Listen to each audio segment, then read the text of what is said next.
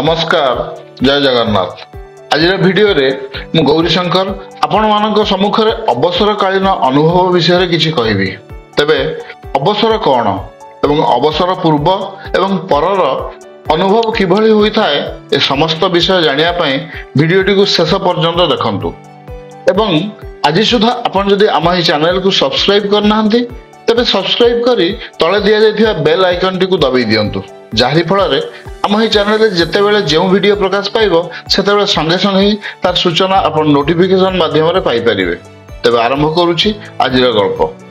आम देशर आईन अनुसार 60 वर्ष बयस हो गले जनक कुआ जाए वयस्क बा वरिष्ठ नागरिक। कर्मजीवी होइथिले सेबेठारु सेवा निवृत्त हेबाकु पड़े एवं आरंभ हुए अवसर जीवन। अवसर नेबा अनेक आगरु मने मने चली थाए दिन गणना, बाकी रहिला वर्षे 6 मास बा मासे इत्यादि। एमिति दिन गणु गणु से निर्धारित दिनटा आसी पहुंची जाए एवं जानी हुएनी केमिति एते शीघ्र सरीगला चाकरी काल। पूर्वरु छुट्टी पाई डहल विकल हेउथिबा मनटा सहजरे ग्रहण करि पारेनी अवसर परर असरंती छुट्टी। पूर्व प्रस्तुति सत्वे कार्यालयर शेष दिनटा मन को विषादग्रस्त करे एवं कंटा फुड़ी होला परी अनुभव हुए सहकर्मी प्रशंसा और फुलतोड़ा। विशेष करी जो माने वृत्ति को आत्मपरिचितिर मुख्य अंग बोली भावी थांती सेमानकु अवसन्न करि दिए वृत्ति संबंधी सुविधा सुजोग और सम्मान हरैवार भय। अवसर परवर्ती कर्महीनता ताकु अवसाद आनी दिए एवं कर्म क्षेत्र रे कटुथिबा समय पालटि जाए बोझ। किंतु कर्मठंक पई कथा अलगा। सेमानक पई अवसर अर्थ बार्धक्य नुहे कि विश्राम नुहे बरम समयर कड़ लेउटाणी। नुआ रास्ता पाई नुआ ठिकाना, जीवन एक नुआ सतेज अध्याय को सादर आमंत्रण। पूर्वरु लोक माने 60 वर्ष बेलू जराग्रस्त हेउथिले एवं सही कारणरू अवसर बयस थिला 60। एबे विज्ञानर आशीर्वादरू बंचिबार अवधि बढ़ुची एवं प्रलंबित हेबार लागिची अवसर परवर्ती जीवन। जने व्यक्ति जेतिकी दिन चाकरी करुची प्रायतः ताठारु बेसी दिन बंचुची अवसर पर। केवल बंचु नहीं, सुस्थ और सबल रही पारुची उत्तर वार्धक्य पर्यंत अर्थात 80 वर्ष पर्यंत।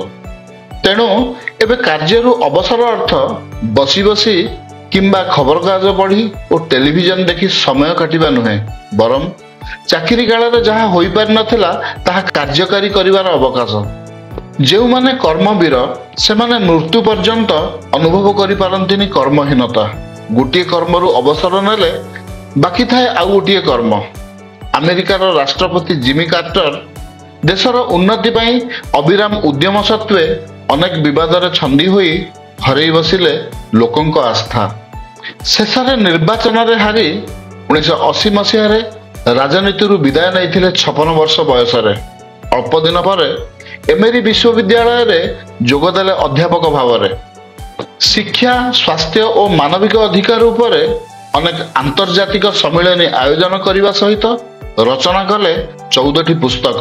एभली कृतित्व पाई देश विदेश छुटिला प्रशंसा और सम्मानर सुओ। शेषरे नोबेल शांति पुरस्कार लाभ करी वयस्कंक पाई पालटि गले प्रेरणार उत्स।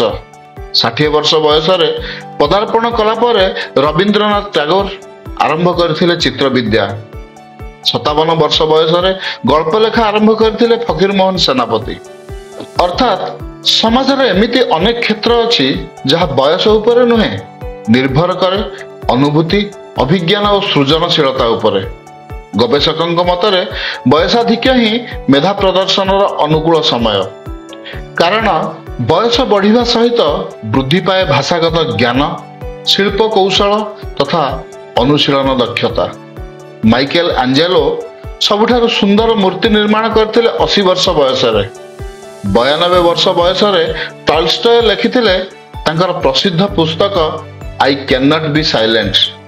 जर्मन लेखक गेटे तांकर विख्यात पुस्तक फर्स्ट र लेखा संपूर्ण करथिले 83 वर्ष बयस। वैज्ञानिक एडिसन 80 वर्ष बयस पर उद्भावन करथिले डिक्टोफोन यंत्र। वरिष्ठंक अनुभूति थाए एक प्रयोगात्मक मूल्य। एथि सहित अभ्यास और आत्मप्रत्यय मिशीगले पछरे पड़ जाए बयस। पंजाबर 94 वर्ष वयस्क फौज सिंह अभ्यास बल 600 प्रतियोगी को पछरे पकाई सफलता अर्जन करथिले इडेनबर्ग रे अनुष्ठित 2006 माराथन दौड़ रे। 90 वर्ष बयस चमत्कार साहनाई वादन करुथिले बिस्मिल्ला खां। स्वर सम्राज्ञी लता मंगेशकर और आशा भोसले सुललित कंठरे संगीत परिवेषण करि पारुथिले पाखापाखि 80 वर्ष पर्यंत।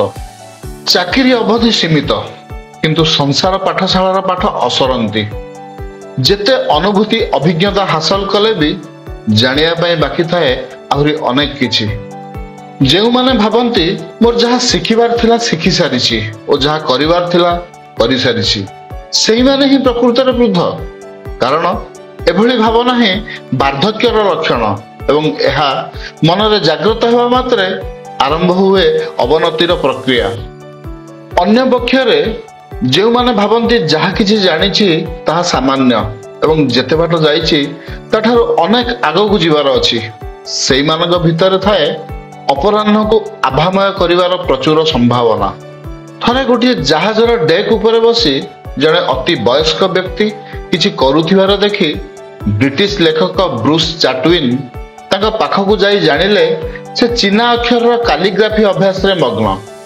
कौतूहल एड़ी न पारी ब्रूस तांका सहित आलाप जमाई पचारले परिणत बयस रे एसबु शिखिबार लाभ कौन। वृद्ध उत्तर देले एथिरु मिलुथिबा प्रचुर आनंद ही लाभ। ब्रूस बयस जानिबाकु चाहिबारु से कहले मात्र 4 वर्ष। कारण 4 वर्ष तले से यह शिखिबा आरंभ कले एवं सेबेठारु जो आनंद अनुभव करुछंती ताहा तांको आनी देछि नवजन्म। सही 95 वर्ष वयस्क वृद्धंकर एभली उत्साह को लक्ष्य करी ब्रूस लिखिछंती बयस हेउची एक संख्या मात्र। बयस देहरे न थाए थाए मनरे।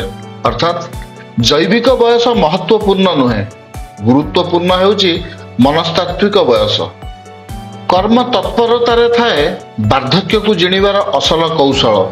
बयस को प्रतिबंधक बोली न भावी कामरे जोड़ी हुई रहिले वृद्धि पाए आत्म प्रत्यय आत्ममर्यादा और आत्म सामर्थ्य बोध। अन्य पक्षरे जेउ माने देहर बल को असल बल बोली भावी थांती अवसर पर सेही मानकु ही घरे बल हटि जिबार भय। सुस्थ सबल थाई भी भंगा मन नहीं उदास कंठरे कहती आउ बड़ बयस कहीं पारिबी पुत्र उपजाई। स्वप्न को पछरे छाड़ी आसीथिबारु देहर बल थाई भी एमाने किछि कहिबाकु चाहंतिनी बरम तांको प्रति अवहेलार अभियोग नहीं व्यक्त करंती असंतोष। अवसर जीवन को उत्सव मुखर करिवार असल उपाय होउची सामाजिक संपर्क। आजिकाली पुओ बहु नाती नातुणी गहन रे शेष जीवन काटिबार संभावना भी कम। तेणु वरिष्ठों एवं बड़ समस्या होई उभा होईछि एकाकित्व और निसंगता। जो माने मेलापी बंधुवत्सल और परोपकारी से माने आध्यात्मिक आलोचना रे मातंती एवं समभावापन्न लोकों को एकाठी करी लागी पड़ती समाज सेवा और सांगठनिक कार्य रे।